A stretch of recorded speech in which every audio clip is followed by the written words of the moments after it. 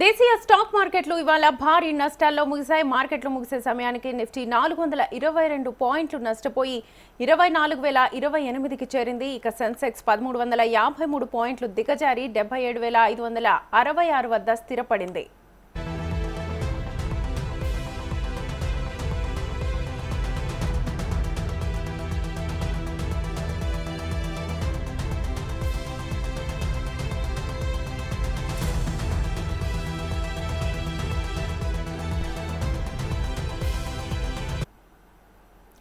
దేశీయ స్టాక్ మార్కెట్లు ఇవాళ తీవ్ర నష్టాల్లోనే ప్రారంభమయ్యాయి. ట్రేడింగ్ ప్రారంభమైన కొద్దిసేపటికే సూచీలు పేక మేళల్లా కూలిపోయాయి. అంతర్జాతీయంగా నెలకొన్న ఉద్రిక్తతలు, ముడి చమురు ధరల పెరుగుదల సెన్సెక్స్ నిఫ్టీలను పాతాళానికి నెట్టేశాయి. ఇవాళ ఒక్కరోజే ఇన్వెస్టర్ల సంపద దాదాపు 12 లక్షల కోట్ల సంపదను కోల్పోయారు. ఇక నిపుణులు సైతం బ్లాక్ మండేగా అభివర్ణిస్తున్నారు. మిడిల్ ఈస్ట్లో యుద్ధాల నేపథ్యంలో గ్లోబల్ మార్కెట్లో రిస్క్ సెంటిమెంట్ పెరిగింది. యుద్ధ భయాలతో క్రూడ్ ఆయిల్ ధర ఏకంగా 26% పెరిగింది. ధరల పెరుగుదల ద్రవ్యోల్బణాన్ని పెంచుతుందన్న భయాందోళన ఇన్వెస్టర్లను కలవరపెట్టింది. దీంతో స్టాక్ మార్కెట్లు కుప్పకూలిపోయాయి. ఇదే అంశానికి సంబంధించి ఫుల్ డీటెయిల్స్ మా బిజినెస్ అనలిస్ట్ రాజ్ కుమార్ గారిని అడిగి తెలుసుకుందాం. రాజ్ కుమార్ గారు, ఇవాళ మార్నింగ్ కూడా భారీ నష్టాల్లోనే స్టార్ట్ అయిన 5 నిమిషాల్లోనే కుప్పకూలిపోయాయి. ఇప్పుడు భారీ నష్టాల్లోనే ముగిసాయి. ఏం చెప్తారు? ఖచ్చితంగా అంటే ఉదయం పూట కూడా మనం డిస్కస్ చేసినప్పుడు చెప్పిందంటే ఆల్మోస్ట్ అంటే ప్రపంచవ్యాప్తంగా నెలకొన్నటువంటి యుద్ధ భయాలకు సంబంధించి ఎస్పెషల్ గా మనం ఇప్పుడు జరుగుతున్నటువంటి యుద్ధం ప్రభావం అనేది స్టాక్ మార్కెట్ల పైన భారీగా పడింది వల్ల మీరు అన్నట్టుగా ఇవాళ బ్లాక్ మండేగా చెప్పుకోవచ్చు. ఎందుకంటే ఆర్థిక వ్యవస్థలను చిన్న భిన్నం చేసేటువంటి సిచ్యువేషన్ ఉండేది. అయితే కొంత ఉపశమనం ఏంటంటే ఆల్మోస్ట్ నిఫ్టీ చూసుకుంటే 23,700 మార్క్ దగ్గర ఇంకా తగ్గితే మట్టుకి భారీ స్థాయిలో నష్టాలు చూసే అవకాశం ఉండదు. అది కొంత కోలుకుంది. సో ఇవాళ ఉదయం చూసినట్లయితే ఆల్మోస్ట్ గా 1900 పాయింట్ల నష్టాలతో 5 నిమిషాల్లోనే పడిపోయినటువంటి సెన్సెక్స్ కూడా కొంత కోలుకుంది. ఒకానొక దశలో ఇంట్రాడేలో మిడ్ ఆఫ్ ది డేలో ఆల్మోస్ట్ 2,496 పాయింట్ల దాకా సెన్సెక్స్ పతనం అయిపోయింది. అది కొంత నష్టాల నుంచి బయటకు వచ్చి 1352 పాయింట్ల వద్ద నష్టంతో ముగిసింది. సేమ్ నిఫ్టీ కూడా 600 నుంచి 620 పాయింట్ల దాకా నష్టపోయి కోలుకున్న తర్వాత ఇప్పుడు కొంత 422 పాయింట్ల దగ్గర ముగిసింది. అంటే ప్రధానంగా ఐటీకి సంబంధించినటువంటి షేర్లు వల్ల కొంత స్టాక్ మార్కెట్లు కుదురుకోవడానికి కారణం ప్రధానంగా చెప్పుకోవచ్చు. తర్వాత ఫార్మా, బ్యాంకింగ్ సెక్టార్ లో కూడా కొంత పాజిటివిటీ వచ్చింది. అంటే సెంట్రల్ గవర్నమెంట్ ఇచ్చినటువంటి స్టేట్మెంట్ కూడా కొంత కంపెనీల్లో భరోసా నింపిందని చెప్పుకోవచ్చు. తర్వాత ఇంకోవైపు యుద్ధం ఎంత జరిగినా ఎలా జరిగినా సరే క్రూడ్ అనేది ఇక్కడ ఇప్పుడు మార్కెట్లు ఇంత భారీగా పతనం కావడానికి ప్రపంచవ్యాప్తంగా ఉన్నటువంటి చాలా దేశాల్లో స్టాక్ మార్కెట్లు కూడా ఇదే పరిస్థితి ఉంది. వాళ్ళు కూడా భయపడడానికి ప్రధాన కారణం క్రూడ్. ప్రధానంగా ఈ పశ్చిమాసియా దేశాల నుంచే క్రూడ్ ప్రధానంగా ప్రపంచవ్యాప్తంగా వస్తూ ఉంటుంది. దాంట్లో మనం ఎక్కువగా 80% క్రూడ్ ని ఇంచుమించు అక్కడ నుంచే హర్మూజ్ జలసంధి నుంచే మనం మన అవసరాలకు అనుగుణంగా అంటే around $5.5 billion crude barrel crude మనం ఇంపోర్ట్ చేసుకుంటాం. సో ఆ ఇంపాక్ట్ అనేది విపరీతంగా మన స్టాక్ మార్కెట్ మీద పడిన తర్వాత చాలా మంది విదేశీ ఇన్వెస్టర్లు కూడా ఇక్కడ నుంచి వాళ్ళ డబ్బులను కూడా స్టాక్ మార్కెట్ లోంచి అమ్మకాలు జరిపి వీటినన్నిటి కూడా డాలర్ల పైన పెట్టుబడి పెట్టడం జరిగింది. ఆ తర్వాత కొంత ఐటీకి సంబంధించినటువంటి సెక్టార్లలో కాస్త పాజిటివిటీ రావడంతో విప్రో కానీ ఇట్లాంటి కంపెనీలన్నీ కూడా కొంత హెచ్సిఎల్ టెక్నాలజీ కానీ వీటి వల్ల కాస్త డాలర్ తో పోలిస్తే రూపాయి విలువ కూడా భారీగా పతనం అవడం కూడా కొంత మేరకు ప్రాబ్లం పడుతుంది. బట్ ఇప్పుడు మనం చెప్పుకున్నటువంటి 2-3 కంపెనీలకు సంబంధించిన షేర్లు కాస్త పాజిటివ్ ఉండడం, ఫార్మాలో కూడా 1-2 కంపెనీలు పాజిటివ్ ఉండడంతో కొంత గట్టెక్కగలిగాము.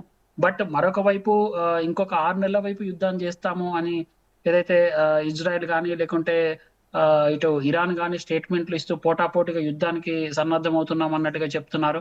ఒకరిపైన ఒకరు దండయాత్ర చేస్తున్నటువంటి పరిస్థితి కనబడుతుంది. కాబట్టి సో ఇదే సిచ్యువేషన్ ఇంకొక 1 వీక్ వరకు కూడా ఇలాంటి సిచ్యువేషన్ ఒడిదుడుకుల మధ్య స్టాక్ మార్కెట్లు కొనసాగేటువంటి అవకాశం కనబడుతుంది. మనం నిఫ్టీకి సంబంధించి అయితే ఒక అంటే బెటర్ వేలో కోలుకుందని చెప్పుకోవచ్చు. దాంట్లో చూస్తే మనం చెప్పుకున్నట్టుగా విప్రో కానీ, తర్వాత రిలయన్స్ కానీ, అపోలో హాస్పిటల్స్ ఇవన్నీ కూడా హెచ్సిఎల్ టెక్నాలజీస్ ఇవి కొంత బెటర్ వేలో లాభపడడం జరిగింది. అదేవిధంగా ఇక లూజర్ లో చూస్తే అత్యధికంగా చూసినట్లయితే టిఎంవి కంపెనీకి సంబంధించి ఆల్ట్రా సిమెంట్ ఫ్యాక్టరీ, తర్వాత మారుతికి సంబంధించి ఐటర్ మోటార్స్ అంటే ప్రధానంగా ఆటోమొబైల్ సెగ్మెంట్ కి సంబంధించిన సెక్టార్లు భారీ నష్టాల్లో ముగడం జరిగింది. ఇక ఓవరాల్ గా ఇండస్ట్రీ అంటే ఓవరాల్ గా కంపెనీ పరంగా చెప్పుకున్నాం ఇప్పటిదాకా నిఫ్టీకి సంబంధించి. కంపెనీల ఓవరాల్ ఇండస్ట్రీ పరంగా చూసుకున్నట్లయితే ఆల్మోస్ట్ అన్ని సెక్టార్లకు సంబంధించిన షేర్లు రికవర్ అయినప్పటికీ కూడా ప్రధానంగా ఆటో సెక్టార్, తర్వాత ఫార్మాకు రిలేటెడ్ బ్యాంకింగ్ లో కొంతమేర నష్టాలతో మూసిన పరిస్థితి కనబడుతుంది. ఇంచుమించు 3%, 3.5% దాకా ఇప్పుడు మనం చెప్పుకున్నటువంటి షేర్లు పడిపోవడం జరిగింది. సో రేపు కూడా ఇలాంటి సిచ్యువేషన్ ఉంటుంది అనేటువంటి ఒక అది కనబడుతుంది.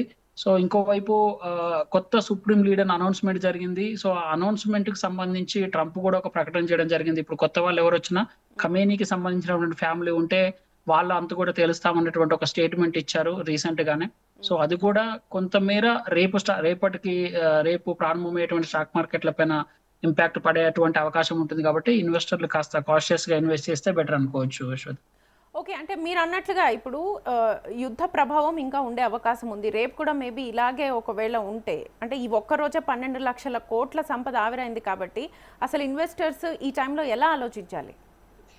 ఖచ్చితంగా అంటే స్టాక్ మార్కెట్లు అనేవి ఏ క్షణంలో అంటే ఉదయం ప్రారంభం నుంచి ఈవినింగ్ వరకు కూడా ముగిసేంత వరకు కూడా ఎప్పుడైనా అలర్ట్ గా ఉండాల్సినటువంటి అవసరం ఉంటుంది. ఒకటి బేసిక్ గా మనం సెక్టార్ ఓరియంటెడ్ లో కాకుండా ఇప్పుడు ఉన్నటువంటి సిచ్యువేషన్ లో ఇప్పుడు చమురు రంగానికి సంబంధించిన షేర్లలో కొంత ఒకప్పుడు ఏంటంటే యుద్ధం జరిగితే ఈ చమురు రంగ కంపెనీలకి డిమాండ్ ఎక్కువ పెరుగుతుంది, ప్రైస్ పెరుగుతుంది కాబట్టి ఆటోమేటిక్ గా కంపెనీలకు సంబంధించిన డిమాండ్ పెరుగుతుంది, వాళ్ళ వాల్యుయేషన్ పెరుగుతుంది అనేటువంటి ఆలోచనతో ఇన్వెస్ట్ చేసేవాళ్ళు. బట్ ఇప్పుడు ఆ పరిస్థితి లేదు కాబట్టి ఎస్పెషల్ గా ఇవాళ సిచ్యువేషన్ చూసిన తర్వాత కొన్ని స్టాండర్డ్ గా ఉండేటివి అంటే యుద్ధంతో పెద్దగా అంటే అటువైపు ఎక్కువగా ఐటీ టెక్నాలజీ రిలేటెడ్ కంపెనీస్ కానీ ఇట్లాంటివి ఉండవు కాబట్టి సో వాటి మీద ఇంపాక్ట్ పెద్దగా ఉండదు అనేటువంటి ఉద్దేశంతో బెటర్ వే ఆఫ్ దాంట్లో స్టాక్ అంటే ఎక్కువగా ఇన్వెస్టర్లలో లాభాలని గడించినవి మాత్రం వాళ్ళ టెక్నాలజీ రంగానికి సంబంధించినటువంటి షేర్లు, కొంత ఫార్మాకి సంబంధించినటువంటి షేర్లుగా చెప్తున్నారు కాబట్టి అట్లాంటి టెక్నాలజీ ఫార్మా రిలేటెడ్ షేర్ల మీద దృష్టి పెట్టొచ్చు. అదేవిధంగా కన్సిస్టెంట్ గా పబ్లిక్ సెక్టార్ యూనిట్స్ కి సంబంధించినటువంటి షేర్లలో కొంత పెట్టుబడి పెట్టడానికి ఉంటుంది. ఫార్మా అయినా సరే ఎవర్ గ్రీన్ ఉంటుంది, ఎందుకంటే ఏ యుద్ధం జరిగినా ఎలా జరిగినా ఫార్మాకి డిమాండ్ ఎక్కువ ఉంటుంది. సో కొంత రా మెటీరియల్ మీద ఇంపాక్ట్ పడొచ్చు, బట్ ఆ యుద్ధం జరిగేటువంటి కంట్రీ నుంచి మనం రా మెటీరియల్ తక్కువ ఇంపోర్ట్ చేసుకుంటాం కాబట్టి సో ఆ ఫార్మాకి సంబంధించిన సెక్టార్లు బెటర్ గా ఉండేటువంటి స్కోప్ ఎక్కువగా ఉంది. ఆ తర్వాత ఐటీ సెక్టార్లకు సంబంధించి ఐటీ కంపెనీలకు సంబంధించి కొంత ఇన్వెస్ట్మెంట్ చేసుకుంటే బెటర్ అనేది ఒక ఆలోచన. రైట్ రాజ్ కుమార్ గారు, thank you. Thank you. So Iran Gulf దేశాల్లో యుద్ధ పరిస్థితుల వల్ల ఇవాళ నష్టాల్లో ముగిసాయి స్టాక్ మార్కెట్లు. ఒక్కరోజే ఇన్వెస్టర్ల 12 లక్షల కోట్ల సంపద ఆవిరైపోయింది. సో ఈ నేపథ్యంలో ఇన్వెస్టర్స్ కొంచెం తూచి వ్యవహరించాలని చెప్తున్నారు నిపుణులు. ఇటు ఫార్మా రంగంలోనూ ఇటు ఐటీ రంగంలోనూ ఇన్వెస్ట్ గనక చేయగలిగితే దానికి ఎప్పుడూ డిమాండ్ ఉంటుంది కాబట్టి అవి బాగుండే అవకాశం ఉంది. మేబీ రేపు కూడా స్టాక్ మార్కెట్స్ ఇలాగే ఉండే అవకాశం ఉందని చెప్పి నిపుణులు చెప్తున్నారు.